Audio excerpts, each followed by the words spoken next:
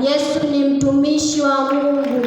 Injili ya Luka, Yesu ni mwana wa Adamu. Injili ya Yohana, Yesu ni mwana wa Mungu.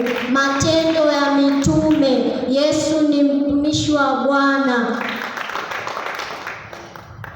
Warumi, Yesu ni Bwana aliye hai. Wakorinto wa kwanza, Yesu ni Bwana wetu. Wakorinto wa pili, Yesu ni Bwana tutoshelezaye. Wagalatia, Yesu ni uhuru wetu. Waefeso, Yesu ni haki yetu. Wafilipi, Yesu ni furaha yetu.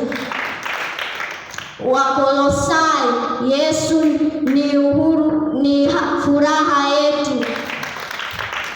Wathesalonike wa kwanza, Yesu ni Bwana ajaye.